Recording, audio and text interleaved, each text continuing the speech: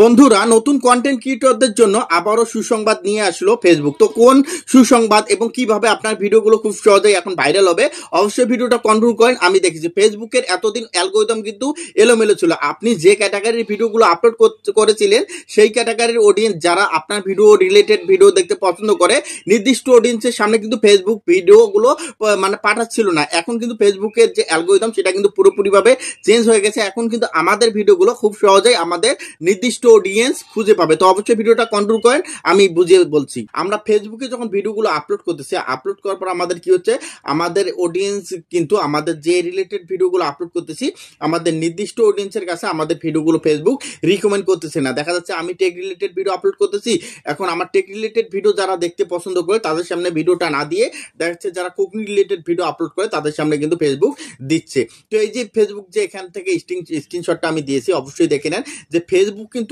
আবারও কিন্তু আগের 2023 সালে যে আপডেটটা ছিল, যে যারা যে রিলেটেড ভিডিও দেখতে পছন্দ করে ফেসবুক কিন্তু সেম রিলেটেড ভিডিও কিন্তু তাদের সামনে দিবে। কিন্তু এটা 2024-এ এসে তারা কিন্তু এখানে পরিবর্তন করে দিয়েছে, যে এখন কি হচ্ছে যে আমি যে রিলেটেড ভিডিও দেখতে পছন্দ করি না সেই রিলেটেড ভিডিও কিন্তু আমার সামনে দিচ্ছে। দেওয়ার ফলে কি হচ্ছে, আমি ওই ভিডিওটা কিন্তু এখান থেকে স্কিপ করে যাচ্ছি বা উপরে তুলে দিচ্ছি। এর ফলে যারা যারা অরিজিনাল ভিডিও ক্রিয়েট করে তাদের ভিডিওগুলোতে নির্দিষ্ট পরিমাণ ভিউ পাচ্ছে না এবং তারা দিনের পর দিন হতাশার মধ্যে পড়ে যাচ্ছে। তো অবশ্যই এই কথা চিন্তা ভাবনা করে ফেসবুক কিন্তু আবারও কিন্তু পুরনো অ্যালগরিদমে ফিরে গেছে।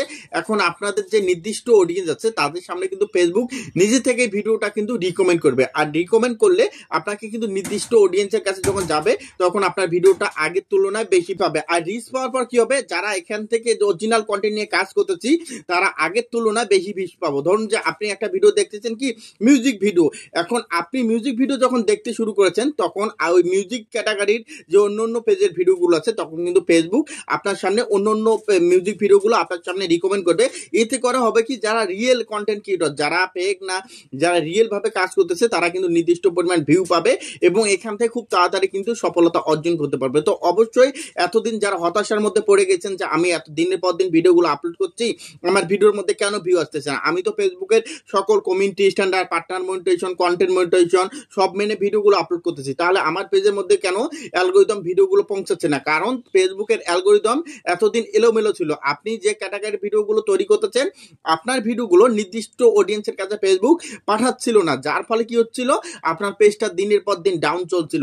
তো অবশ্যই ফেসবুকের এখন নতুন যে আপডেটটা এসেছে, অবশ্যই আপডেটটা অনেক সুন্দর। তো সবাই এখন কি করবেন, এখন অবশ্যই অরিজিনাল কন্টেন্ট নিয়ে কাজ করবেন এবং আপনি যে ভিডিও দেখতে ইন্টারেস্ট সেই ভিডিওগুলো কিন্তু দেখবেন যে এখন যে অ্যালগরিদমটা হয়েছে আপনি যে রিলেটেড ভিডিও দেখতে পছন্দ করতেছেন সেই রিলেটেড ভিডিও কিন্তু এখান থেকে দিচ্ছে। এর ফলে কি হচ্ছে, আমাদের অডিয়েন্স অ্যাটেনশনটা বৃদ্ধি পাচ্ছে, আমাদের এখান থেকে ভিডিওগুলো রিচ করাচ্ছে নতুন